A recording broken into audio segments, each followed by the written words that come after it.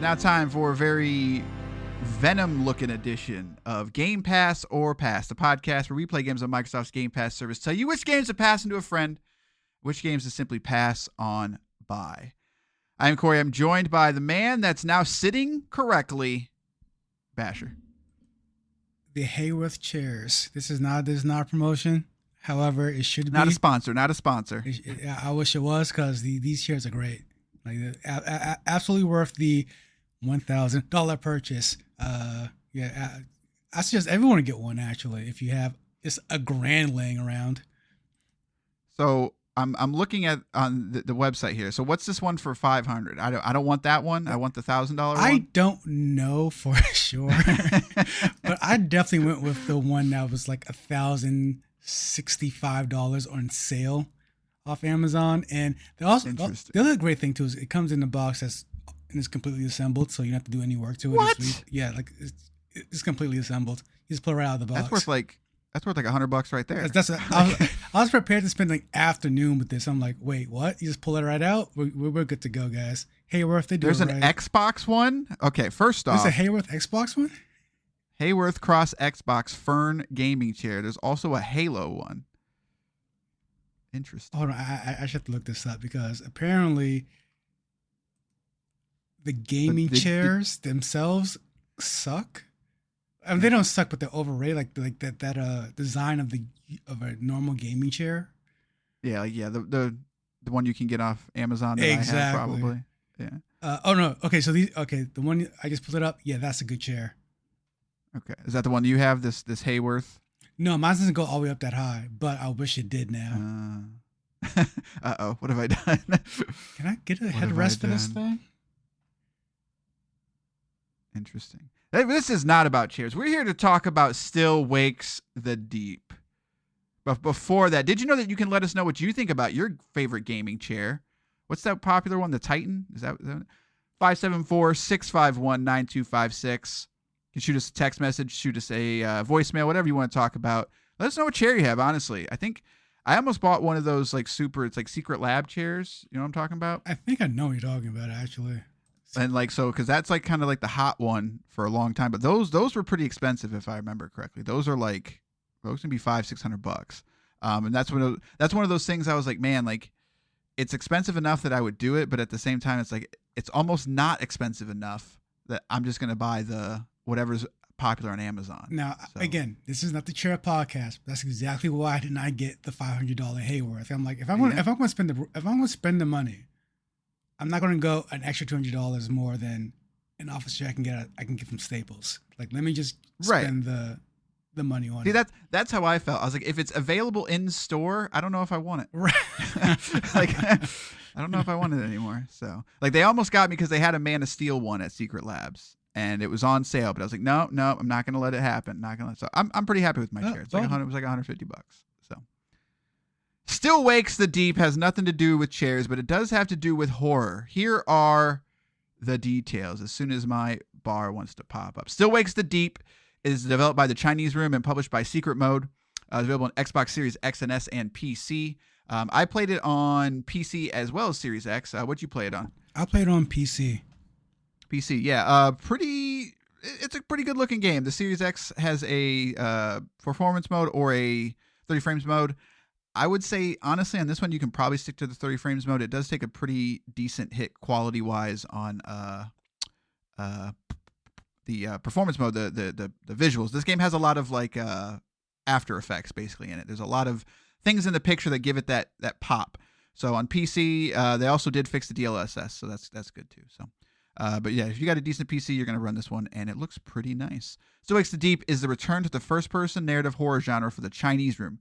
Creator of the critically acclaimed games such as Amnesia, A Machine for Pigs, Everybody's Gone to the Rapture, and Dear Esther. You are an offshore oil rig worker fighting for your life through a vicious storm, perilous surroundings, and the dark, freezing North Sea waters.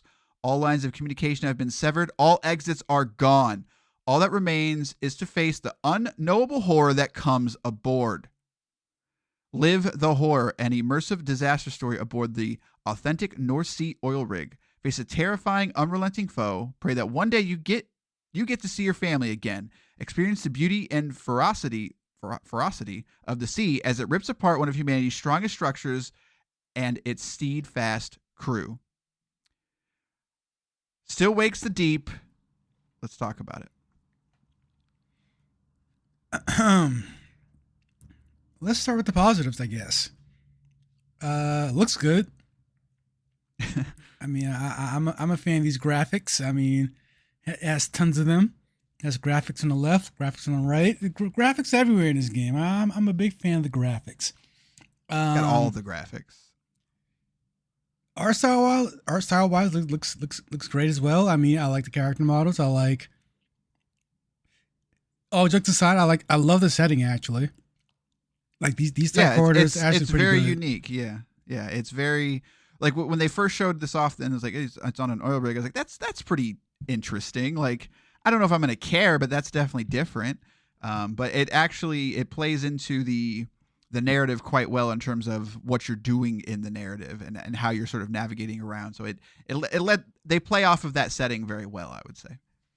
Yeah, I agree. It's not like the situations you get into in this game where you're finding yourself in crawl spaces and walking across certain beams or whatever.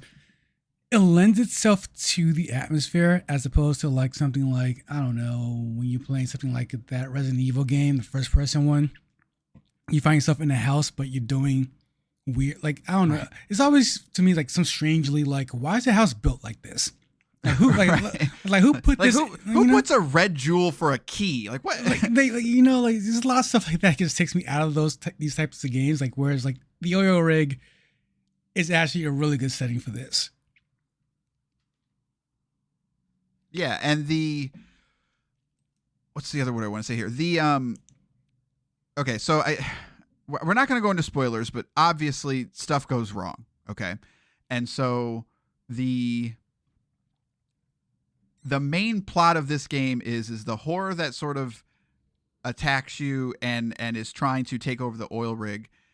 They do a decent job of kind of venomizing it, and that's the best way I can say it. It looks very Venom to me. As you go inside and out of the oil rig, it's very effective because they can really use that sort of tentacle-looking, what's what we want to call it, like web-looking stuff that happens to everything on the outside and the inside. So you get that outside sort of just like the veracity, as the description says, of how large this entity is, but then on the inside you get the sort of intimate of how it's attacking the inner workings of like the rooms, and as well as like there's always water everywhere, obviously because it's an oil rig, and so when those rooms fill up with water, like it plays off that really well, and it feels sort of natural, I guess is the best way I can say it. No, I agree. Like the claustrophobic sections feel tight, feel cramped, Right. and I've been playing these games more and more with my headphones on, and they're not by any means any good pair of headphones, but I will say the sound quality in design I think is on point. It really creates for if you're playing this in a dark environment and you got the doors closed and stuff, like it certain noises and creaks and stuff like that, like it will get to you. Like you might get a jump scare or two out of this one. Yeah, and it doesn't have cheap scares in my opinion. And the one thing I'll say is the voice performances are incredible. I agree. Like, extremely well done. Some of the best of the I was year. not expecting that. Yeah, I was not expecting that from a smaller game like this. The character models are okay in my opinion. Like the lip syncing and stuff is pretty decent, but like no, the actual voice performances are quite good. But yeah, so I feel I think we're gonna round the corner here, and we're gonna probably go in different paths right now. So well, I mean, what's as we round that corner, I will say, I'm happy to hear that it was made by the same team that made the Amnesia and Dear Esther, because those were sort of the bigger pioneers of this type of genre of game. And honestly, like I still stand by Amnesia as one of the better games I played in my entire life. That first time with that game is quite memorable.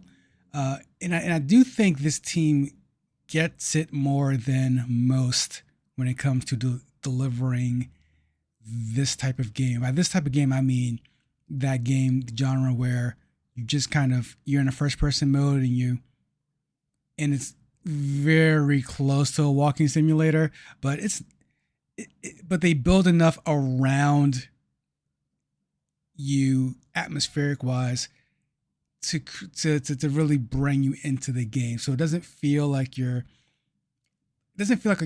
most things don't feel so boring, so like a chore at times. And I think that's credit to this team specifically, because when I think about other games we play on this podcast, I feel like you had a story, you had a plot, and that's about it.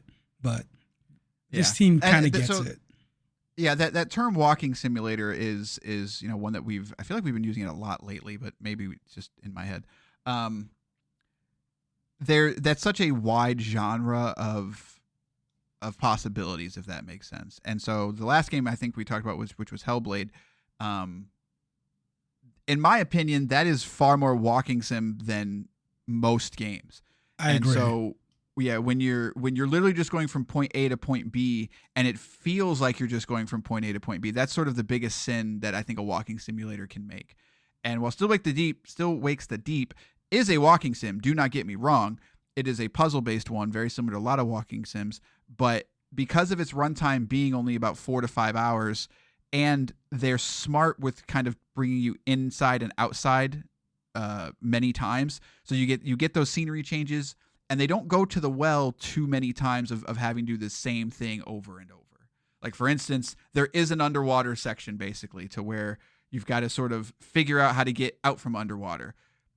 But you really only do that one time. There are other times that there are water puzzles, but there's only one time you really have to get out of a drowning, quote, situation. And there's like the beam walking, which you spoke about a little bit. You do walk on a lot of beams, but there's only one section in the game where that's all you're doing for a while. And it comes at a time where you're basically having to traverse upwards through beams, and it looks like a big pit, so it definitely has these key points, and it's using those mechanics intelligently. It's not just kind of beating you over the head with the same thing over and over. So, and that's like you said, they get it. And I think what this is the opposite problem of Hellblade, in that Hellblade goes to the well way too many times immediately. And even though these games are probably about the same length, I never felt that way with that's not true. Most of the time I did not feel that way with Still Wakes the Deep. Whereas Hellblade, it's like after the first hour, I'm like, okay, I've seen pretty much everything this game has to offer. No, I agree. Yeah. I will add to that the level design, I think, helps it not feel so repetitive either, because there's that verticality to this game where, to me, it feels like you're really going up and down this big rig and entering and exiting different areas of a rig. Like, it really feels like you're exploring a real area. And I don't want to compare it too much to specific games, but seeing as we just played Hellblade 2, or just reviewed it rather, excuse me, there's something like a Hellblade 2. There's too much of the same scenery when I look left and right, so it doesn't feel like I'm moving anywhere, like I'm progressing anywhere. Whereas, what's it called? Still Into the Deep? Still Wakes the Deep. Yeah, as Still Wakes the Deep is, it keeps the atmosphere changing just enough to where the scenery is moving around, and you're like, okay, like, and I feel like I've done something. I went somewhere. That said, at some point, games like this, I always get to a point where I do round that corner, as you said, and I'm like, this is good, but I think I start to fall off just after a while. Yeah, and I'm gonna stay on the positive side of this one, in that I definitely didn't feel from start to finish like that of like, okay, like I never. At one point I was like, okay, like let's get on with it, like it, even how good it is, that underwater section I was talking about was a little too long. It was a little frustrating in that I kind of couldn't tell exactly where it wanted me to go. And it does a pretty good job of propelling you forward. It never really puts you in a situation where it's really difficult to know where to go. But it also does have some sections in there too where it does have like straight stealth sections. So without going too much into what is going on, like I said, it's a very Venom looking like aesthetic that's sort of taking over this. They kind of go into what it is a little bit, that they kind of don't. The thing that took me out of it a little bit was I don't think that this whatever it is, when it takes over the humans and your mates and stuff like that, I think it looks a little silly. Like it kind of just looks like Ursula from Little Mermaid. Like, yeah, kind of like the first thing that you encounter, it's like it's unsettling, but I wasn't afraid of it, if that makes sense. I was just kind of like, see that, and that's the mistake they made compared to their first title, Amnesia, because Amnesia, you don't see the thing. Like, I think even when it gets you, you don't see it. So it's always something that's made up in your head. So when they actually showed the monster thing here, I'm like, I could have done without that, but okay. I mean, I honestly thought this was going to be more of a psychological thriller than a flat out horror monster thing. Yeah, because and that's I did too in some ways, because the buildup made it sound like, oh, it took over this guy, it took over that guy, or she's down and he's down, like, oh, he's going crazy. And I'm like, oh, is this gonna be like The Thing, where like, right, your mates you don't know who to trust, and like, because Amnesia really played on that psychological aspect of fears. I'm like, oh, here we go, like this is gonna be one of those games. It's like, nah, you're running away from a big monster thing. I'm like, I'm kind of over that. I'm not gonna lie to you. And to me, that's actually the worst part of the game, is because like the first time you come against an enemy, I guess we could call it, you have no offense. You have to run, and so you can pick up items and kind of throw it to distract them, etc. And like the way that it moves is very Majora's Mask-esque. That was a deep pull. I don't know why that just came to my head. Like it kind of looks, it kind of like waves back and forth, and like the way the tentacles move, like it looks good, but it doesn't scream horror to me, is the best way I can do it. Like, honestly, it also reminded me of the Sentinels from the Matrix, like the way that those things move. Yep.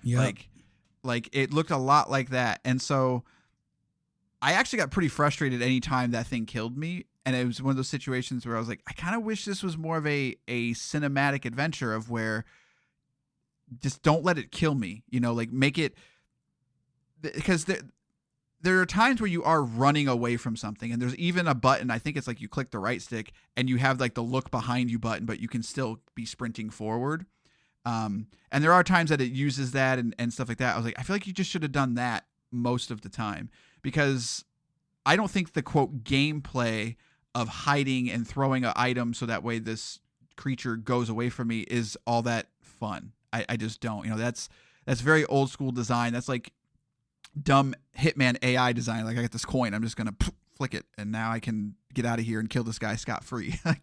like at least in that I'm having fun. In this, it's just kind of like, I just don't want to die, because if I die, it's very annoying. No, so unfortunately, luckily, yeah, that's it. That's how I feel too. Yeah, luckily there is not a ton of that. It is in this game. It didn't take me out of it, but anytime that was happening and I would die, I'm just like, all right, I'll get through this, because I am enjoying myself. But like you said, the psychological part, that is in the game, but it's sort of the secondary story. Like there is a story going on with your main character about why he's here and who he is and the mistakes that he's made and why he doesn't want to die here. I like that part. And by the end, it does have it comes full circle in a way that is different. It's not what I expected, if that makes sense. And luckily, I think the game sort of does the thing where you think it's just going to be I won't say like, I went on many paths with this, like you did. I started like, okay, this is going to be like a psychological horror. It's like, okay, no, this is going to be more just kind of like an Alien situation where like I'm running. But then halfway through the game, as things kind of keep going wrong and you have to keep doing what you're doing, and it's that endless treadmill of tasks. Like, that's part of the story though. Like, they're trying to get off this rig, and they do flashbacks in between the levels to sort of give you a glimpse of to why he wants to get off this rig, like why he wants to go home and why he's here. And so it starts playing with that in a way that is actually pretty deep. Like, it's not just a simple, like, I need to get off this rig story. There's drama there. There's turmoil there to why, like, even if he did get off this rig, it's not going to be sunshine and rainbows, but because his life is now at stake, it changes the dynamic of everything. So like it plays with that, and I just didn't expect that, and that's really what propelled me through the game. I could totally do without the quote combat section, whatever you want to call it. But, none of that. I mean, they should stay far away from that. And I want to piggyback off of the kind of frustration aspect of dying in this game, or failing rather. I think the game does a really good job of checkpointing you so that, I mean, I play enough of these games where if you fail, you start way back or too far back or just far back enough to where you're just annoyed. I think this game does a way better job of saying, all right, you failed that section, I'm going to start you right here. Like, so you don't have to walk back here, climb back here, jump back here. Like, no, we're going to start you right back where you failed, and you just keep you moving. I think the game really has a awareness of keeping the player moving forward, not helping and not letting people get lost. I mean, I think it's a good idea. It's in the options menu. You can make this game harder if you want. You can take because this is essentially this was a big thing, and I think the Reddit space at some point where gamers were tired of the yellow marking of where to go type of thing. This game is yellow marker the game. Like, just follow yellow marker and you're fine. But again, in universe it works, in the gameplay it works, and on top of that, I think it's a smart little clever thing to do where if you want to make the game harder for yourself, you can actually turn that off in the options menu. So you almost don't know where to go. And I think that is I think it's just a neat way to handle difficulty in a game like this. And it's, while I agree, what I'll say is that there are rewards for finding, there are side quests, I guess is what I'm trying to say. And so that's where that aspect is actually pretty helpful, because I found myself sort of being propelled forward by sort of the in-world, whatever you want to call it, the in-world pushing you forward with like you said, like the yellow, basically. Like, it's not always in your face, but it's pretty strongly hinted of like, oh, this is marked with this color, like I need to go this way.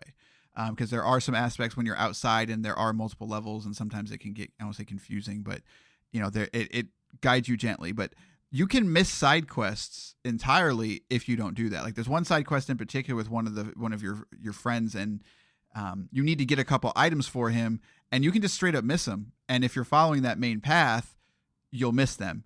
And it was kind of frustrating. I'd be interested to know why they went with the default being let's guide the player, when I feel like even without that, you'd find your way through. So I kind of like it should be flipped, I guess is what I'm saying.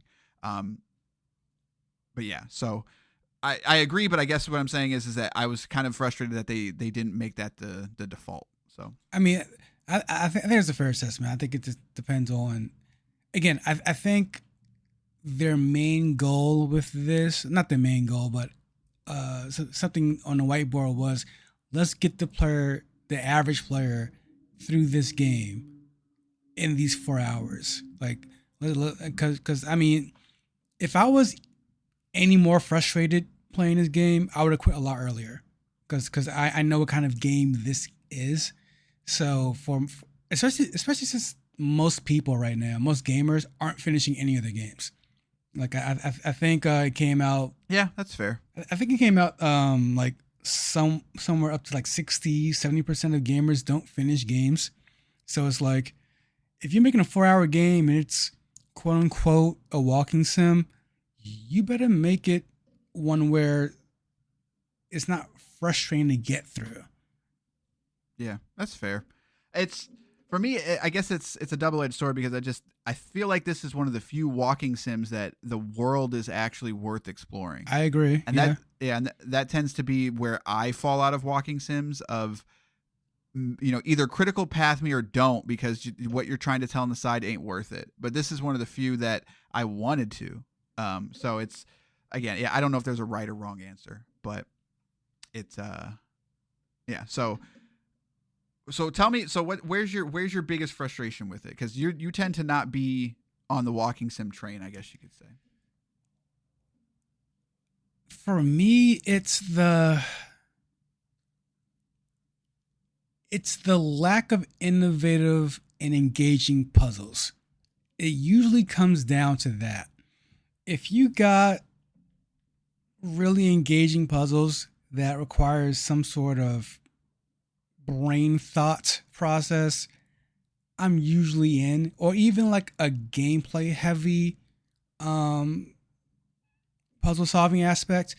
This game, just like most of the other ones, they don't have that. The puzzles in this game usually devolve into push the box, hold left to break the lock, hold down to pull the switch, find the pipe to jump on, press A to jump off the pipe. It's like, this could be engaging gameplay on some level, like, or the break the lock feature could be some sort of brain teasing thing, but and the thing is, I understand why they don't do that, because the fact that these games, and this game included, you're breaking, like, seeing as you're just breaking locks all game for 4 hours, they don't want to hold you up with a new brain teaser every time. Like that would be annoying in and of itself. So like what's funny you say that, because like I've actually recently played through the original BioShock, and the hacking, the first hour you're like, okay, like it's the pipe game, if you don't remember, like you had to lead the water through the pipe. By the second half of that game, I was just walking past stuff, because I was like, I don't want to do this anymore. Like, screw this. Right. So I'm with you on that one.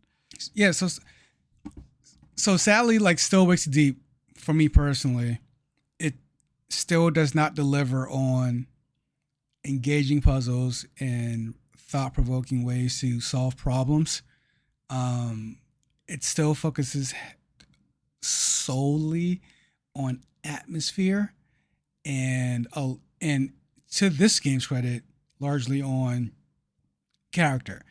I think the main character is engaging enough to be, and not engaging enough, but flawed enough to be to I can relate to him. I think people on the boat are funny. I mean, I forgot the character's name, but there's an older woman on the boat, on his rig, essentially, where he's like, my mate's been taken over. He's a proper arse. This guy, he's the worst. He's the worst. He's a monster. She's like, yeah, that sounds like him.